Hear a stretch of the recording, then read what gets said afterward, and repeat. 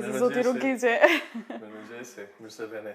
Mirë se të gjatëm. Po besoj njëjtë kena me vazhdu dhe sot. Qashtu që dita jote është në fakt? Po, tash fillon ma herët, pasi që jemi në fushat dhe normalisht çdo rutinë përfundohet sa më shpejt që është e mundën, për shkak se kërkohet shumë ma shumë angazhim dhe shumë ma shumë kohë në dispozicion të fushatës, po megjithatë disa gjëra nuk i harrojmë dhe pa disa gjëra nuk e nisim ditën, të fillu dhe kafen. Prej kafes. Kafja është ajo terapia e parë për me, si më thonë që shtem ne mu këfjell. Qashtu, njësoj e preferoj edhe unë, ndryshe dita as nis mira. Jo, nuk nis bashkë mirë. Po du me provu. Mundet me nis, po pastaj janë do në rola, janë do. Nuk shkon bashkë mirë energjia. Nuk është bashkë energjia mirë. Po du me provu kafen tonë, pra. Po, tash jeta është lecu, do më thonë këto kafet instant apo këto kafet e shpejta, po na mundsojnë edhe me... Veç e ka dhe kjo një farë zakoni që thonë. E ka dhe kjo një farë zakoni, ka një farë procedure, se cila pjesë e ka procedurën, unë i preferoj espresot për shkak se e një ndaman aromen shijen e kafes. Edhe të këthjel ma shumë. Edhe të këthjel ma shumë, do më thonë është ma intenzive, po me gjithat, kjo tani që përbojmë, është italiane dhe duke qenë pak a shumë edhe në këtë pjesën e kulturës italiane, në pjesën e gastronomisë ku jam, është edhe preferencë e drejt për drejt.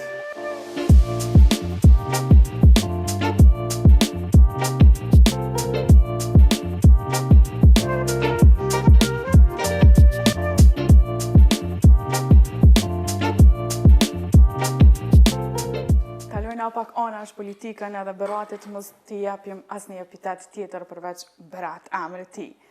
Ç'është dita jote? Dita jam e fillon këtu, do më thonë në këtë hapësinë ku jemi tash. Me një pamje të mrekullueshme? Po pamja, këtu është shtëpia familjes, do më thonë, ku ka qenë, këtu jam rrit, në këtë pjesë jam rrit. Edhe pastaj, pas disa viteve në zhurmën dhe në kaosin dhe në ndotjen e pjesës qendrore të qytetit ku kam jetu, jam rikthy prap në pjesën ku jam rrit dhe ku nihna shumë rahat, në këtë pjesën e Gërmis, në këtë pjesën ku realisht konsideroj që ka pamje, ka ajër dhe ka gjithçka që duhet me ta ofru ambienti për mu një mirë, për shkak se ndryshimi, ajri, gjitha këtu kanë rëndësi në kualitetin e jetës. Pra në nisi ditën, këtu e përfundoj këtu. Zakonisht e filloj me pjesën e asaj se çka kam e punu në kompjuter, po tham kushtimisht në laptop, emaila, një monitorim të angazhimeve ku jam, me pa progresin. Pastaj e vazhdoj me bisedat e mëngjesit me të afërmit, me të dashurit, dhe vazhdoj tutje normalisht duke i pa dhe pjesën e biznesit, edhe me bashkëpunëtar politik, një pjesë të ditës, deri te mramjet që me qef i kaloj me shok, me njerëz që janë komplet të shputën prej politikës dhe cilët nuk ma ngarkojnë edhe pjesën e mramjes me politikë, për shkak se ki nevoj për pak relax. Ki nevoj për të qenë në një vend ku gjanat nuk shihen veç me interes, gjanat nuk shihen veç prej këndvështrimit politik, po shihen prej një këndvështrimi shumë tafërt, shumë dashtën edhe shumë miqësor, kështu që ajo është pjesa më e mirë e ditës, shpesher darka të zgjatuna edhe ko kualitative me ata. Në 24 orëshin tënd, në këtë jetë dinamike me plot angazhime, kuj t'i jep përparësi që me taku gjithçysh? Nuk ka shumë diskutim, do më thonë, unë e takoj Gresën çdo ditë, përparësinë e ka, të veçantë, pastaj normal tjerë që duhet mi taku për arsyet e punës, po në pjesën tjetër, pjesën e asaj që nuk lidhet me punën, që nuk lidhet me politikën, është Gresa. Qysh ka qenë fëmiria e Beratit, edhe sa ka ndiku që me qenë te këtë që sot je me këtë karakter, po më intereson me ditë ma shumë për prindërit e to, që njerëz Besoj ka nevojë me Na ditë kemi për ty. na kemi jetu në një familje gjerë, pra kanë jetu edhe gjyshrit me neve, një kohë gjatë edhe halla tasha, në një hapësinë shumë të ngushtë, si familje e ardhur prej Drenice, në atë kohë dhe e përsekutume politikisht, për shkak të angazhimit politik familjarëve tonë në vitet e 80-ta, 70-ta, pastaj edhe në vitet e 90-ta. Nuk ka pas mundësi hapësina më të mira, por ka qenë megjithatë ka qenë jetë e lumtun. Jetë e lumtun, jetë solidare dhe jetë ku secili ka ndihmu tjetrit. Pastaj nga viti 89 jemi këtu. Unë kam përfundu shkollën Gjeshvishta, shkollën fillore dhe pastaj shkollën e mesme, shkollën Gjevdet Doda.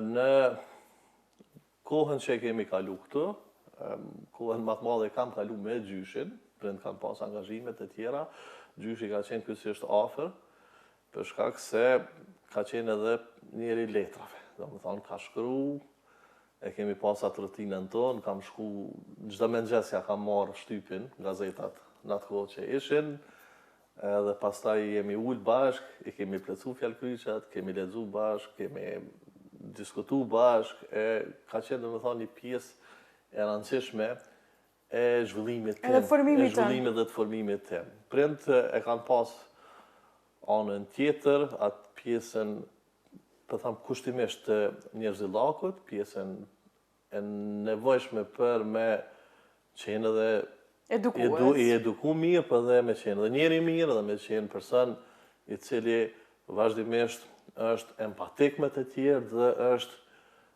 në funksion të rrëthines, jo vetëm për veten, domethënë jo me qenë egoist. Domethënë këto janë ato ndikimet kryesore të familjes, duke fillu nga gjyshërit e pastaj edhe nga prindërit e kështu me radhë. A ke qenë nip i llastuar i gjyshit? Jo, nuk kam qenë fëmijë i lastum, domethënë nuk jam në atë kategorinë e fëmijëve të lastum, kam qenë në kategorinë e fëmijëve që kanë marrë mbështetje në çdo rrethanë që është kërku, për shkak se nuk kam kriju zhgënime. Domethënë atë çka e kam marrë. Ke qenë fëmijë i mbar. Ashtu, mund ta themi, domethënë ato që e kam marrë e kam pas, si më thonë, këgja jo të lidhur me ndonjë shpërblim të caktuar, po këgja e kam marrë pastaj brenda ndërdijes time, e kam konsideruar shumë të rëndësishme që mos më zhgëny familjen dhe familja ka qenë kompas moral i krejt veprimeve të mia. Veçanërisht një familje nga Drenica. Po, familje nga Drenica, si çdo familje nga Drenica në vitet 80-ta, 90-ta, 70-ta, e kështu me radhë, domethënë kanë pas vështirësitë e veta në akomodimin e vet, qoftë në jetën shoqërore, qoftë në jetën universitare, qoftë në jetën publike, ka pas diskriminime të sistemit. Sidomos për këto familje të cilat kanë pas një angazhim politik, patriotik për kohën, dhe kjo pastaj normali ka kriju vështirësitë e veta, apo ja kemi dalë dhe gjitha vështirësitë janë kthy pastaj në energji dhe janë kthy në motiv shtesë për me arrit. Që të jemi këtu ku jemi sot. Për me qenë këtu ku jemi sot. Babi nuk jeton më. Trego pak kur ka vdek babi, dhe më pastaj më fol edhe për nënën, çfarë shtyllo është për ty? Ka qenë një person i cili ka qenë i dashur jo vetëm për familjen tonë ngushtë, po gjithsesi për familjen Rukiqi, i cili ka lënë ne zbrastin që nuk mbulohet lehtë. Në fakt është në disa dimensione e pambulueshme. Ka vdekur nga kanceri dhe ka qenë humbje e madhe, humbje që nuk e kompenzoi dot, edhe nuk do të kompenzohet asnjëherë. Po megjithatë, çdo situatë e rëndë e ka edhe pjesën tjetër që ban më të fortë, ban më të qëndrueshëm, ban më të përballueshëm në shumë situata tjera të rënda që mund të shfaqen. Pra, vdekja e tij ka qenë humbje e madhe për neve, si familje, është rënu një nga shtyllat kryesore të familjes tonë. Po të njëjtën kohë, në një periudhë tjetër, në faza tjera tjetës ku kemi pas sfidat tona, e kemi fitu një falloj imuniteti, për shkak se kemi përjetu dhimbje të madhe dhe kjo dhimbje pastaj është kthyer edhe në një forcën e situatat e tjera. Dhe një bashkim të familjes. Edhe sigurisht në një bashkim, në një solidaritet më të madh brenda familjes. Cilën fjalë nuk e haron të babit? Ti duhesh më kujdes veç me mësu, duhesh më kujdes me i kry punët e tua, na jemi në situata tjera afër teje në çdo situatë. Po nëna më pastaj, çu ka qenë për Beratin, nëna të din me i përkthejl shumë fëmijët. E ke marrë dashnin që tu ka dashur? Absolutisht, do të thonë vazhdon ajo dashni, kthehet pastaj të nanat në një falloj obsesioni me fëmijë, edhe sot kur shkoj dikun ende më shkruan mesazhe ku je, a ke më kthy, e ka dhe më thonë enda atë brengën që e përcjell që nga fëmiria. Nanat janë normalisht pazavendësueshme, janë ato që janë që nga orët e para një fëmije deri në jetën që e kanë, afër, gjithmonë afër, me një dëmshuri të papërshkrueshme. Dhe normalisht me një lloj kujdesi që nuk ta jep askush tjetër në jetë. S'ka me nanën. Nuk ka me nanën, absolutisht. Po me këm tjetër në familje je më i lidhur? Po tash motra jetën jashtë vendit me vllain normal jemi të lidhën nga komunikimin ditor, tregullt shumë herë gjatë ditës, edhe për shkak të punëve të përbashkëta që i kemi, angazhimeve të përbashkëta në biznes. Dhe është një lidhje kështu jo vetëm vëllazërore, po shumë edhe shoqërore dhe këshilluese, edhe përkrahase. Në çdo formë. E di që nanën e ki afër, edhe kur të merr madhi për bruma, e viziton, a? Në fakt, malli po na merr, po kujdesi pastaj po na nal gohen pak edhe për bruma, po mundona normalisht kohë pas kohë edhe me shiu brumnat e saj. Kam herë kërkesa, kam musafirun përgatis vetë, në 90% e rasteve, po nëse më duhen mantija, ose diçka që njerëz kanë kërkesa specifike, ose fli, atëherë i drejtojnë nanës. Po sot, po besoj që me që është mëngjes, herët, duhet po kursemi prej brumit. Çka po na përgatit? Tash është mëngjes, zakonisht këto të mëngjesit janë gjonat leta. Unë po përgatis shashukat, që është një specialitet nga Mezeu, apo nga vendet e Mezejut, se cila në formën e vetë, po që si kuzhinë mesetare, normalisht në shijet e tona zakonisht pëlqejet. Mëzi po pras me shiu. Pëlqejet edhe faktikisht janë ato farë melmesat, cilat pastaj e bojnë diferencën. Dhe melmesat e Mezejut janë konsiderohen më të mirat, përfshi edhe një pjesë të melmesave aziatike nga India, që është një falloj, si me thonë, hambari i melmesave botërore. E që vështiri gjejmë në Kosovë, po besoj që ti i ki, kështu që me zi po pres ta të regoj një kurizitet, dhe me thonë në ultrej dhe sa herë ultrej, në nuk këthejna pa 3-4 lloj melmesa është e ndryshme, dhe me thonë supermarketet, aty jam kanë vizituar të rregullt, kështu që kujdes na mi pas këtu kur më duhen. Vjen mirë që pas na mi shiu, pra. Faleminderit.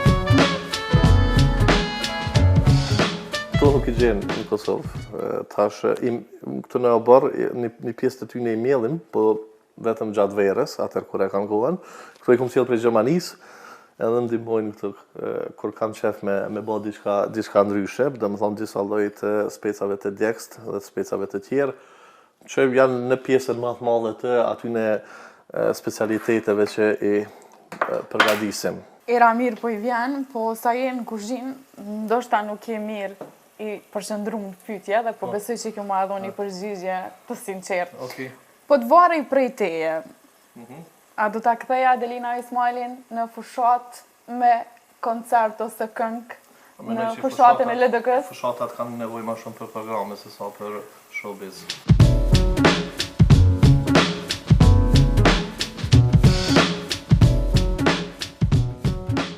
Era shumë e mirë, kështu që për provoj. Gjitha ushqimet fillojnë, me shisën e syve, me pamjen, pastaj me nuhatjen, nëse nuhatja është në nivel, pastaj pjesa tjetër besoj që ka me qenë po ashtu në atë nivelin që e pret. Një ushqim tipik për shqiptarit, themi, se na kemi qaf me ngjyka pak. Me ngjy, po qëta që bajmë edhe do bëk për me ngjy. Po i shmangna brumnave dhe po të me nejnë këtë nivelin pas në mëj brumi, po me gjithat ty të bafë mirë. Faleminderit shumë. Sa jemi të ushqimi, një shok të mirë përveç që është edhe kryetar tashmë që sa kohë i Lidhjes Demokratike të Kosovës, është edhe zoti Abdi Gjiku. Ju keni kalu shumë etapa atjetës bashkë, këtu nisë prej shkollës fillore. Ç'është është Lumiri për ty si një dost? Shumë arktus, shumë person i cili është i mirë në secilin diskutim.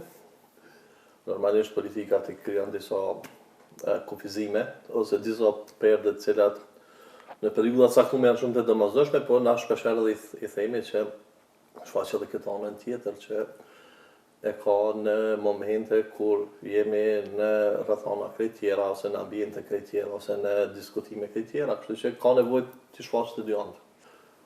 Lumiri ka qenë gjithmonë i dallum, edhe në shkollë fillore, edhe në shkollën e mesme, edhe në universitet. Domethënë ka qenë prej nxënësave shembullor në shkollë dhe pastaj edhe në universitet gjithë i ka kryer pari provimet, ka qenë shumë i angazhuar, shumë i përkushtuar, me shumë sfida, domethënë edhe ati në moshë 3, ka mbet pa 2 prind, po megjithatë e ka vazhduar një jetë e cila bazohet merita, më thonë lirshëm, për shkak se ka kryer shkollë si duhet dhe ka kryer universitet si duhet dhe pastaj edhe studimet postdiplomike, doktoraturën, në një cikël shumë shpejt dhe në një cikël shumë transition të jetës, kështu që në kuptim të meritave dhe në kuptim të punës që e bën, është jashtëzakonshëm. Po edhe ju ngjajshëm si Lumiri keni studiu jashtë vendit. Çu ka qenë që ajo periudhë për ty Berat? Çka ke mësu të jetu jashtë familjes, jashtë vendit? Kur jeton me familje, i ki gjitha afër. Kur jeton jashtë vendit, asgjë gati nuk e ki afër, duhet më janis si prej zeros. Edhe student kur je. Domethënë në Bruxelles kur kam shkuar në studime, ka qenë një situatë interesante. Unë kam jetu në një lloj tipit banesës kolektive, po që ka qenë e dedikuar për student. Domethënë sigur tash që shndrohen shumë, se më thonë, banesa në hapsina ku mund të jetojnë student, edhe atje domethënë ka qenë një hapsina dedikuar, jo larg universitetit. Dhe disa ditë para se më u akomodu aty, kam qëndruar në hostel. Nuk ka qenë periudhë e lehtë me nejtë hostel për shkak se ka qenë ballafaqimi i parë, pastaj me jetën jashtë shtëpisë, në kushte shumë ndryshe.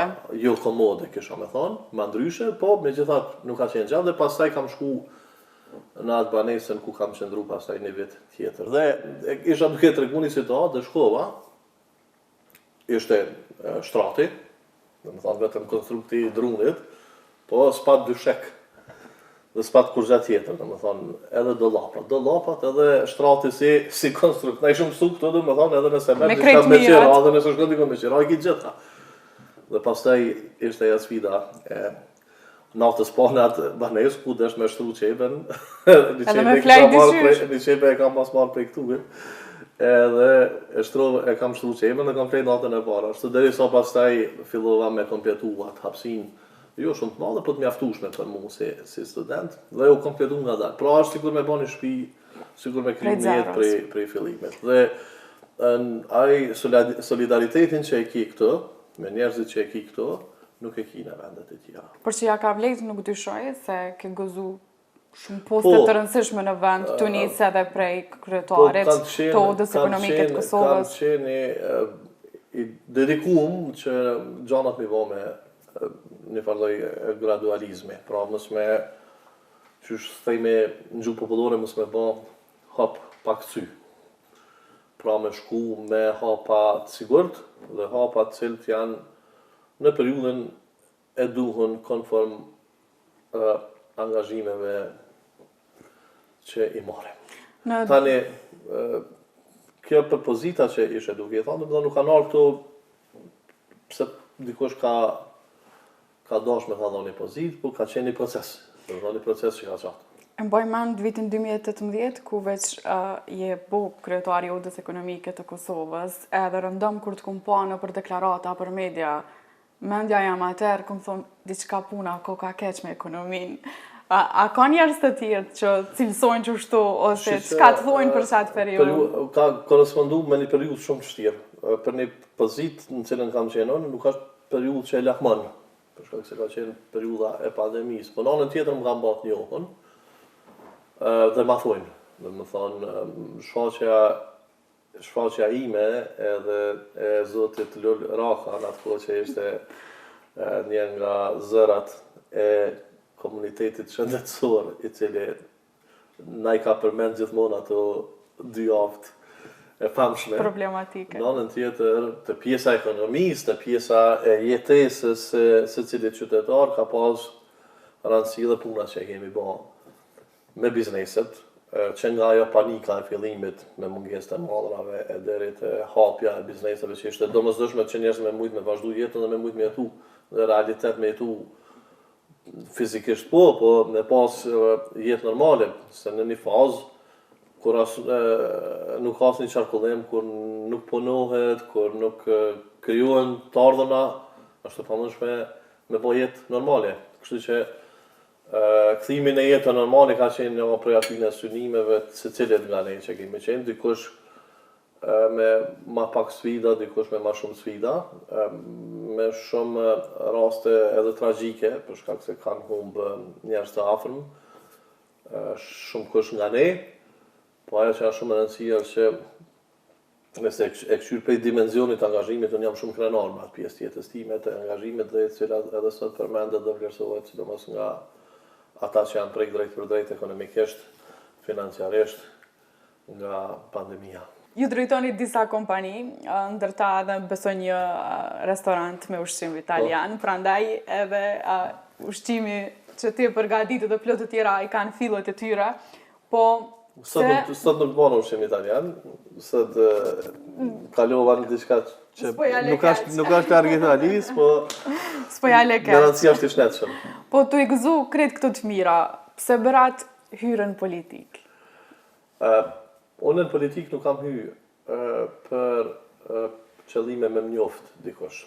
As për qëllime mo pasunum prej politikës, as me qëllime me përmbush vetën financiarisht ose në çfarë do lloj aspektin politik kam hyrë për shkak se e konsideroj që pas një ciklit gjatë që kam pas edhe në jetën akademike, si mësimdhënës, pas një ciklit gjatë edhe me përvojën me udhën ekonomike, pas një ciklit gjatë edhe me përvojën biznes, unë besoj që në politik duhet me qenë edhe kjo kategori.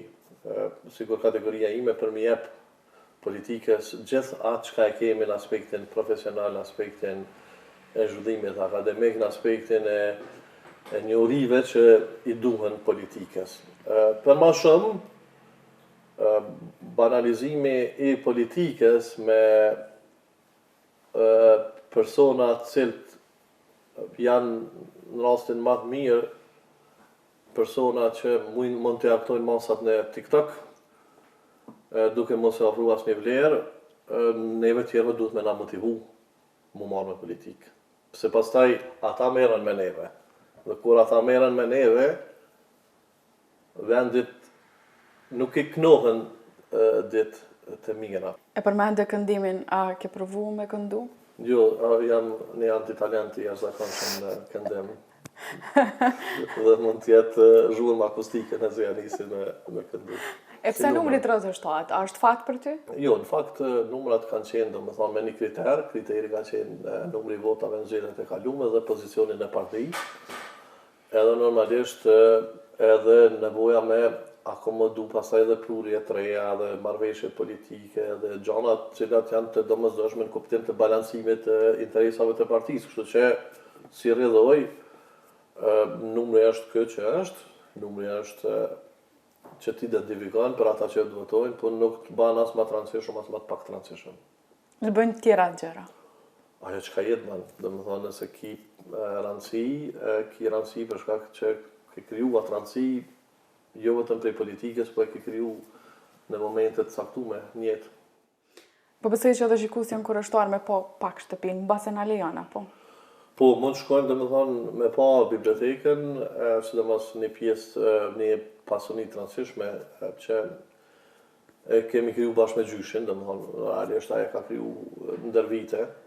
Tash kur po afrohet panajiri librit, gjithë në këto 2 vitet që nuk është mungan, për shkak se shkonte. Edhe më kontakton në telefon, më ka pyet vazhdimisht, qenë ka një libër për ekonomi, kjo, apo aja, ata marrë, a ki nevojë për këto, po më do këtë libër i mirë. Edhe pse ka qenë jashtë fushës e ekonomisë, në fushën e letërsisë, po ka qenë pasionat. Dhe tani ndër vite, domethënë, ndër dekada, më thonë, është kriju.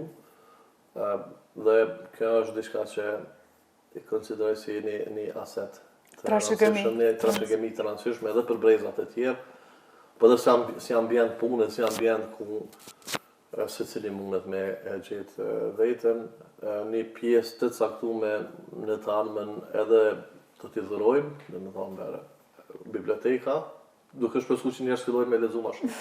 Urojmë. A shkojmë? Shkojmë.